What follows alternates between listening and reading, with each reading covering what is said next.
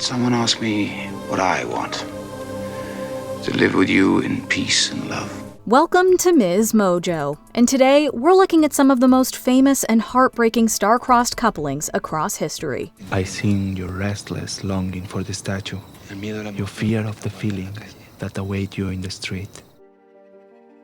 Lili Elbe and Gerda Wegener. It's been said that it's better to have loved and lost than to have never loved at all. This quote is encapsulated perfectly in the ill-fated yet genuine connection between Lili Elbe and Gerda Wegener. During the former's transition, the latter was incredibly supportive. I believe that I'm a woman. Inside. And I believe it too. Lili was the muse behind some of Wegener's famous paintings, a permanent reminder of their bond. Unfortunately, Danish law decreed that marriage between two women couldn't be recognized. Thus, their 25-year union was officially annulled in 1930. You took care of me, but now I have to take care of myself. I have to have a life of my own. And you need to do the same. Though this meant the end of their relationship, the sacrifice allowed Elba to truly come into herself. Tragically, she died less than a year later, and Gerda remarried, but their previous attachment still lives on today in her work. You made me beautiful. And now you're making me strong. Such power in you. Charles V and Isabella of Portugal. It was a love so powerful that its end nearly drove a man to the brink of insanity. Si por mí fuera, nunca me separaría de vos. Ni un día, ni una hora. Despite being arranged, the relationship between Charles V and Isabella of Portugal was genuine. His romantic gestures even led to the carnation becoming Spain's national flower and a permanent reminder of their affections. Unfortunately, their union was short-lived. After 13 years, Isabella passed away in 1539 after childbirth. Es imposible huir del destino.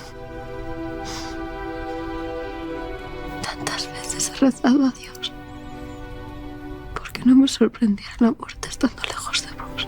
Charles was understandably devastated and became a shell of the man he once was. He isolated himself for months to mourn, wore black every day, and never remarried. When he met his own end in 1558, he was reportedly holding the same cross Isabella held on her own deathbed.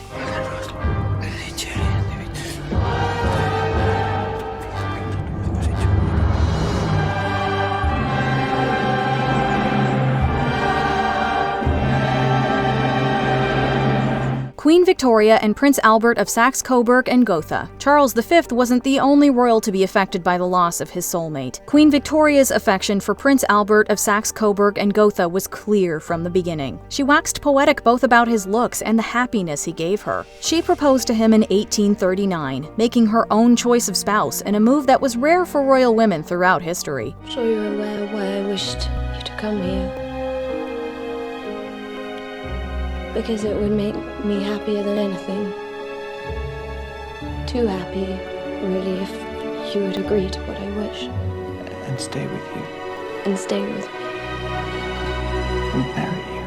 And marry me. Their wedding in 1840 was reportedly the happiest day of her life. Just over 20 years later, Albert contracted typhoid and died, and Victoria was never the same. The moment when he died, she went out, and this shriek was heard through the castle. Shriek of horror. But when she realized what had happened, that she'd lost her angel, as she always told him. She withdrew from the public eye and wore black to signify her permanent mourning. When she passed away in 1901, she had a cast of his hand placed in her own, before being buried next to him. He was the light in our home. The best father who ever lived. And a blessing to the country.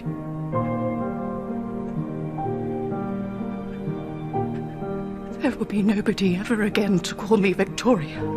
Gable and Carole Lombard. It may seem like star-crossed couples are a classical phenomenon, but there have been more recent prominent pairings. Despite being known as a playboy, Hollywood giant Clark Gable found true love in his past co-star Carole Lombard. She brought a ham to the set and put his name, put it in his seat. Because he was such a ham, because she thought he was such a ham actor. And a joke may have been lost to him, but they definitely didn't have a romantic connection whatsoever. At that time, he liked her a lot, but she was not interested. She was married. The two reconnected in 1936 and quickly fell for each other. By 1939, they were married. The period soon became known as one of the best in Gable's life. There's all these photos circulating of her with their chickens and all the animals that they had on the ranch and sitting on their jalopy truck that they bought for their fishing and camping and hunting trips. Throughout World War II, Lombard became involved in the war effort, which led to her own demise in a plane crash in 1942. Gable was devastated by the loss. He lost 20 pounds and even joined the Air Force, fulfilling one of Lombard's wishes, even though she wouldn't be there to see it. It was a mourning, a way to expound his grief, but I think he was quoted as saying to close friends, like, I'm going over there and I don't care if I come back. Shah Jahan and Mumtaz Mahal. This may be one of the most prominent displays of devotion in the world. Emperor Shah Jahan I and Mumtaz Mahal married in 1612 and were a powerful couple. Shah Jahan calls her the chosen one of the palace. From the chronicles, we know this royal couple were especially close for those times. The two ruled side by side until 1631, when Mahal passed away during childbirth. Her loss had an immediate impact on her children and husband, with the latter having regular bouts of sobbing and even reportedly isolating himself for a year. His hair and beard had turned gray. He looked older. Much, much older than what he looked when he went into confinement or statutory mourning. When he returned, he had a mausoleum built in Mumtaz's honor. 22 years later, the result was a breathtakingly beautiful structure made of ivory and marble, known as the Taj Mahal. To this day, it's the ultimate symbol of their love, as well as their shared final resting place.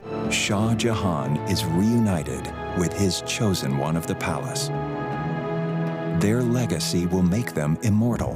Salvador Dali and Federico Garcia Lorca. He's so known for his eclectic art that it's hard to imagine him in a romantic relationship at all. Yet throughout the 1920s, Salvador Dali and Federico Garcia Lorca found themselves drawn to each other. You know what you said in your letter?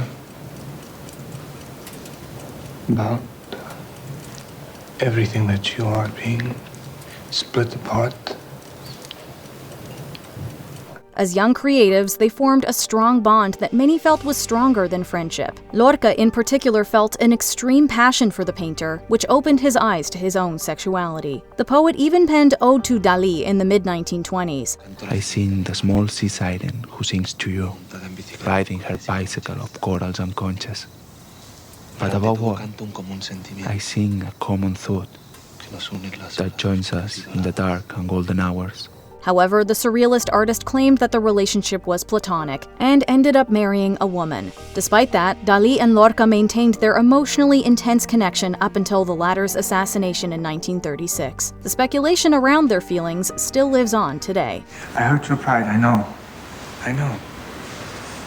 But I'll make it up to you. You'll teach me how. Qays ibn al-Malua and Leila al-Amariya. To have a love so beautifully tragic that it becomes the topic of its own legend is truly special. In the 7th century, Qays was a poet for the Banu Amr tribe. He met his soulmate, Leila, when they were children. As an adult, his feelings never faded, and he began to write hauntingly beautiful poetry about her. It's love through verse. He's completely infatuated by her.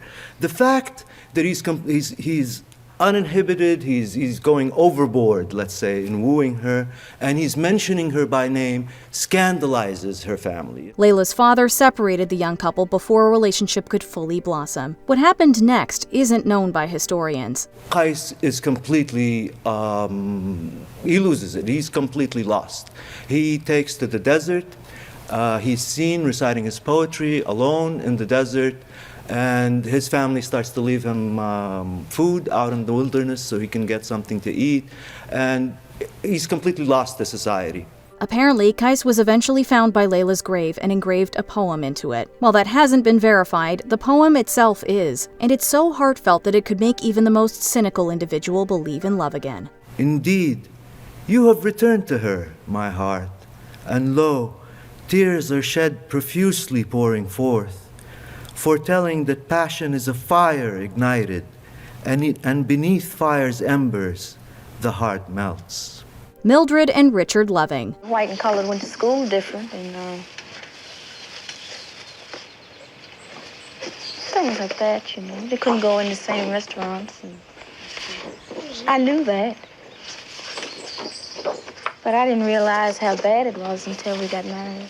The government should have no place in a loving union between two consenting adults. Unfortunately, the laws preventing groups from marrying prove they don't agree. One such decree was the Racial Integrity Act of 1924, which barred interracial marriages in Virginia. Mildred and Richard Loving defied the rule and were wed in 1958, with disastrous consequences. What you doing in bed with that woman? I'm his wife.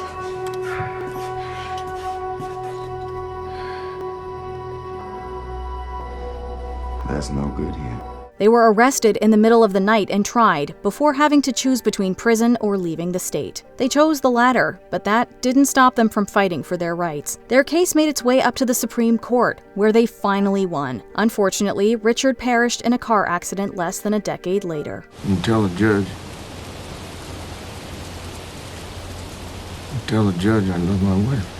Héloïse and Peter Abelard. It wouldn't be a list about star-crossed lovers without them. Ill-fated from the very beginning, the complex story between Héloïse and Peter Abelard has mystified historians for centuries. Why? Why did it happen? I hear your voice every minute of the day. I see your face in the firelight. They first fell for each other as student and tutor, a pairing that was frowned upon for good reason. The forbidden couple secretly got married following the joining of the church. Unfortunately, it wasn't long before things went awry. Our Lord was betrayed by a kiss. That was preordained. Is this? From the beginning of time. Peter had sent Héloïse to a nunnery, and in response, her uncle arranged for him to be attacked and castrated in the dead of night. While they couldn't be together physically, their affection was defined by a series of romantic letters, some of which have become the foundation of French literature. Join me in thanksgiving, you who were made my partner, both in guilt and grace. Before we continue, be sure to subscribe to our channel and ring the bell to get notified about our latest videos. You have the option to be notified for occasional videos or all of them. If you're on your phone, make sure you go into your settings and switch on notifications. Cleopatra and Mark Antony. It's no wonder why retellings of their love have persisted well into the modern day. Despite Mark Antony having both a wife and a duty to Rome, he found himself inexplicably drawn to Cleopatra. I want to be free of you, of wanting you, of being afraid. The two started a highly controversial relationship, even coming together to overtake their rivals. Unfortunately, their high wouldn't last. In 31 BC, the tide suddenly turned during the Battle of Actium.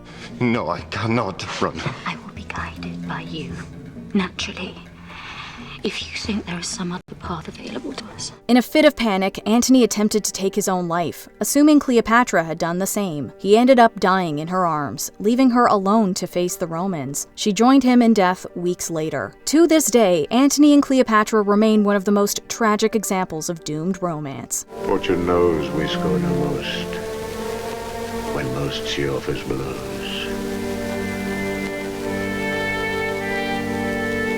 Which star-crossed relationship do you think was doomed from the start? Let us know in the comments below. What do you do with all the heart you break?